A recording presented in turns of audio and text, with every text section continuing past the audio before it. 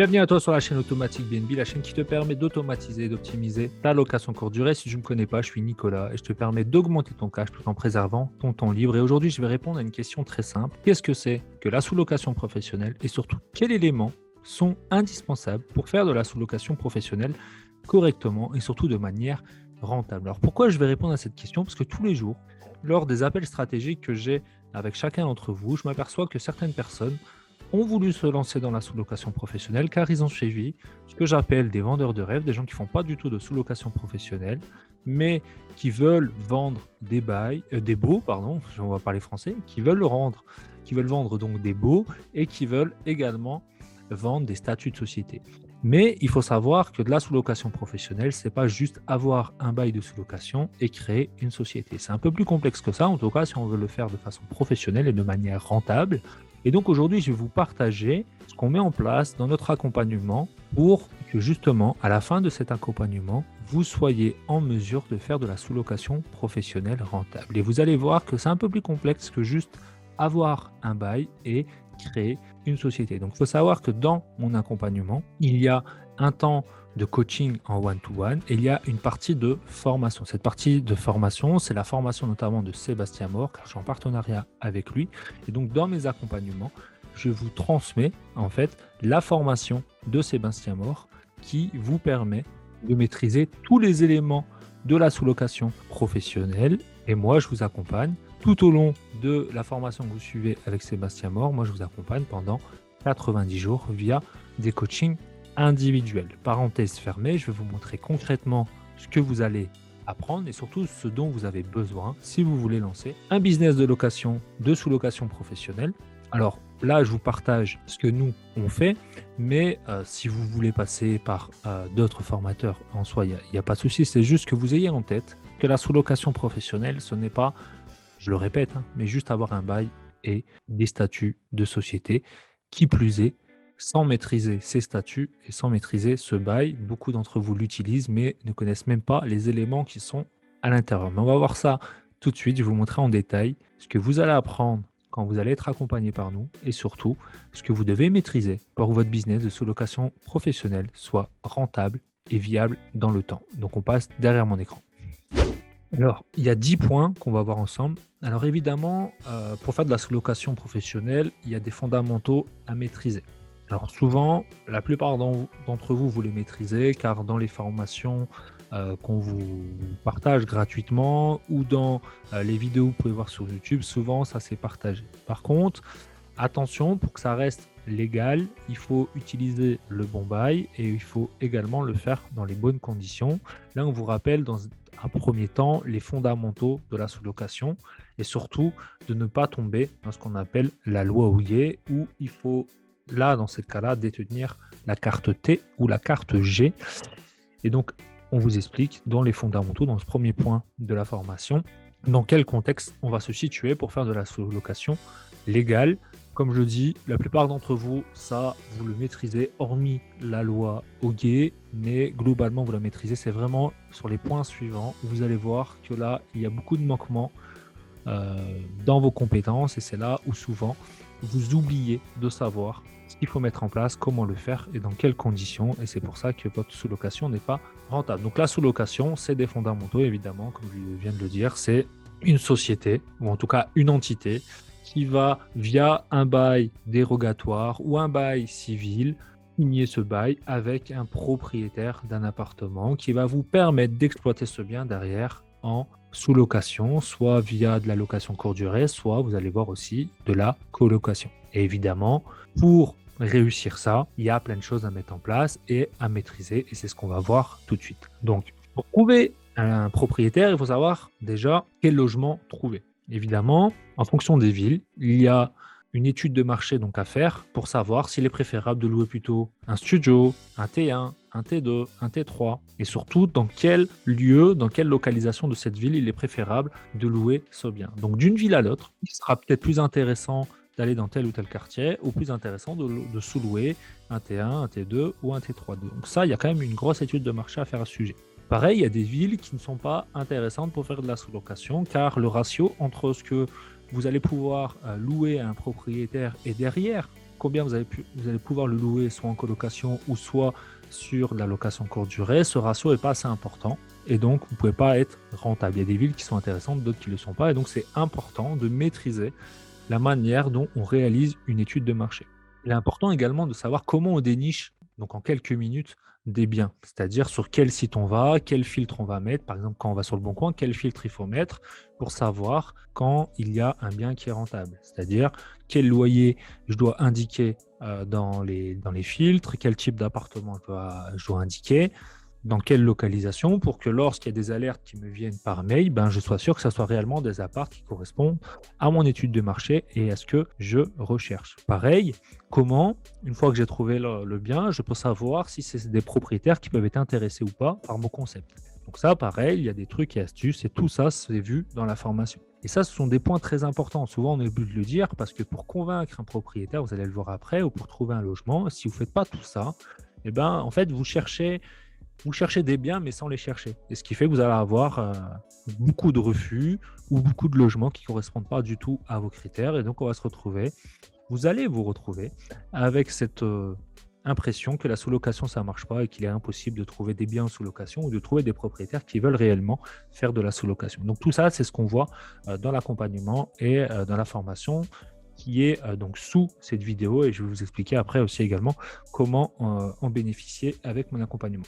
Donc, ce que je disais, il y a aussi tout un point, donc ça c'est le troisième point, où il faut apprendre à convaincre le propriétaire. Donc, pour convaincre ce propriétaire, il faut évidemment avoir des arguments irrésistibles. Je le répète souvent, mais là on rentre dans les détails dans la formation.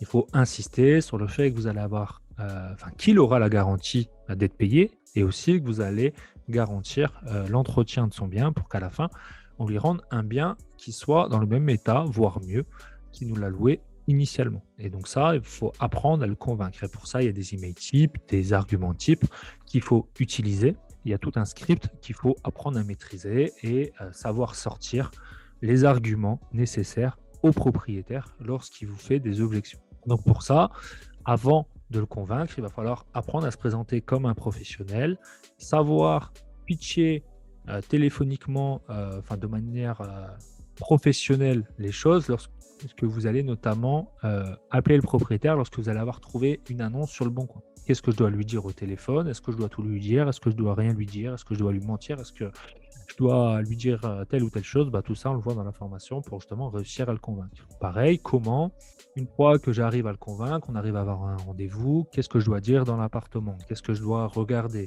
Qu'est-ce que je dois lui dire par rapport au bail? Qu'est-ce que je dois lui dire par rapport à mon entreprise, etc., etc. Il y a tellement d'éléments à dire et surtout des choses à ne pas dire pour pouvoir réussir à convaincre un propriétaire qu'il y a tout un module à ce sujet qui est extrêmement important pour moi et pour tous ceux qui veulent se lancer dans la sous-location pour réussir à avoir des biens en sous-location et donc des propriétaires qui veulent vous suivre dans votre projet. Ensuite, il y a tout un module qu'il faut maîtriser, c'est sur la création d'entreprise. Effectivement, donc vous pouvez faire de la sous-location via une entreprise telle qu'une auto-entreprise. Il faut savoir que ce n'est pas du tout optimisé fiscalement de faire ça. Pourquoi? Parce que en fait, vous êtes fiscalement imposé sur votre chiffre d'affaires et non sur votre bénéfice. Or, lorsque vous faites de la sous-location professionnelle, vous allez certes avoir un gros chiffre d'affaires, mais aussi vous allez avoir des charges qui sont en face, qui sont inhérentes, le loyer, les consommations d'énergie, Internet, le ménage, le channel manager, etc.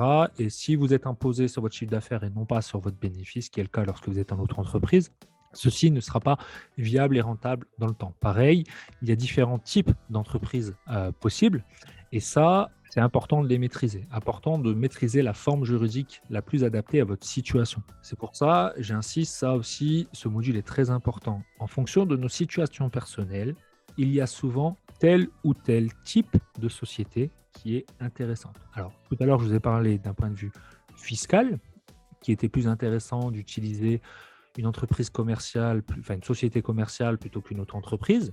Par contre, si même vous allez sur une société commerciale, il y a différentes formes de société commerciale. Il y a donc différents statuts possibles, que vous utilisez par exemple une SAS ou une SARL.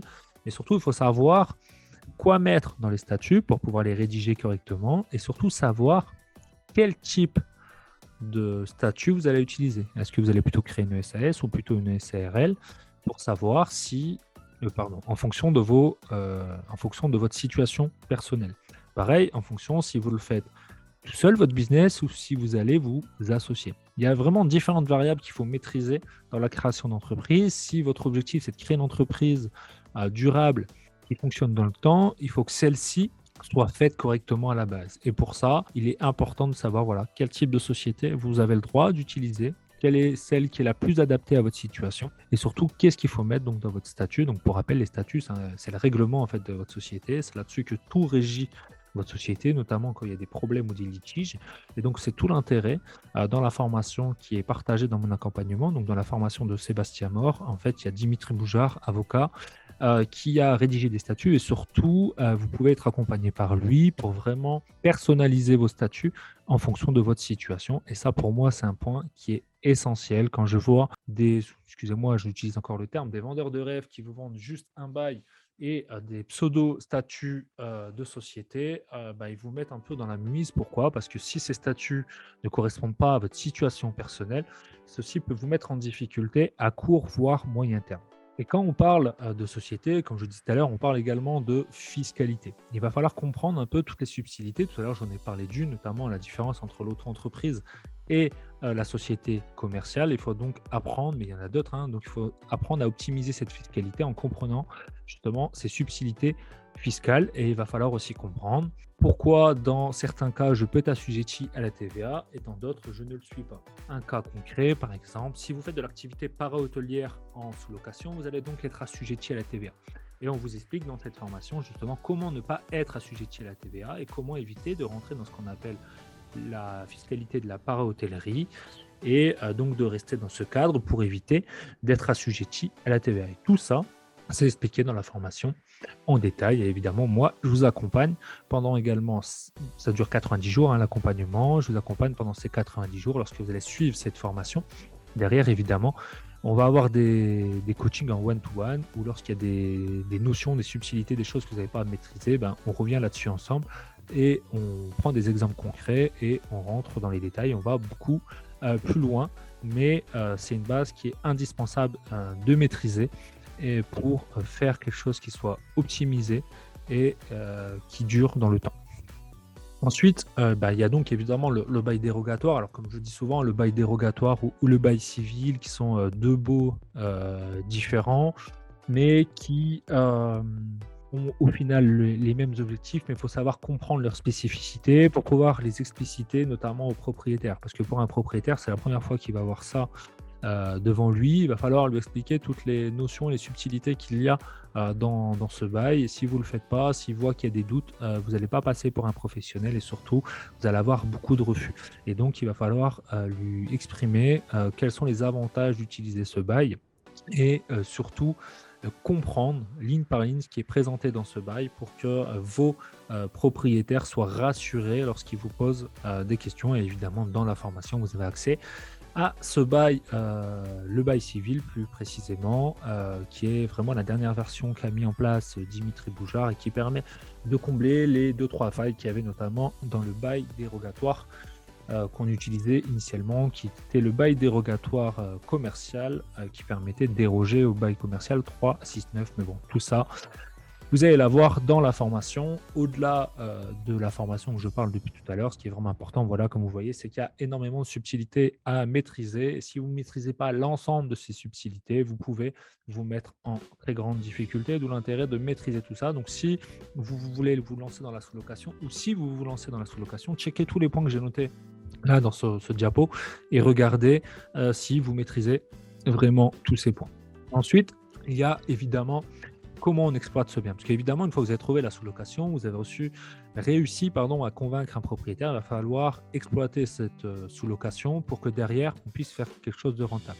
Donc là, c'est ce dont je parle régulièrement sur ma chaîne, c'est comment on fait pour sortir du lot sur les plateformes, comment on optimise ses tarifs, comment on fait pour remplir son calendrier et augmenter son taux de remplissage, comment on va réaliser ses premières réservations, comment on va automatiser les séquences mail, comment on va automatiser les cautions, quel outil donc il faut utiliser pour ça, comment on va facturer les clients, comment on va se déclarer en mairie et comment on va surtout assurer la société, la sous-location. Tout ça, c'est un gros morceau de la formation parce que une fois qu'on a réussi c'est ce que je vous ai montré avant, à convaincre un propriétaire, à expliciter le bail, à savoir ce qu'on cherchait comme location, comme sous-location, quel type de bien il faut trouver, dans quelle ville.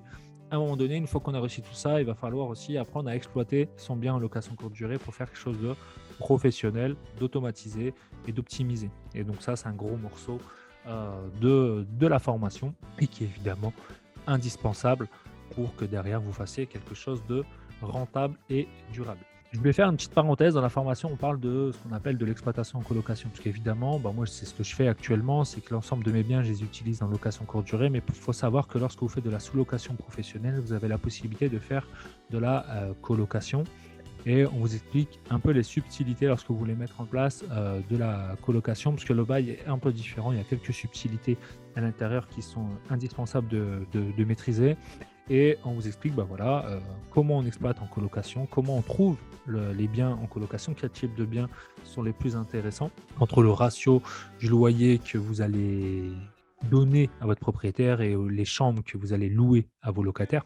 Et surtout, est-ce qu'il y a une différence dans ce qu'il faut mettre en place dans les appartements entre si on veut l'exploiter en colocation ou en sous-location professionnelle type location courte durée. Donc voilà, c'est toutes ces subtilités, mais la grosse subtilité, c'est notamment le bail, où il y a des notions qui sont différentes parce que là, on sera face à des personnes qui vont utiliser votre bien comme une résidence principale, alors que lorsque vous faites une sous-location professionnelle type location courte durée, les personnes qui viennent dans votre appartement ne viennent pas ici à titre permanent, mais à titre temporaire via un bail de location courte durée.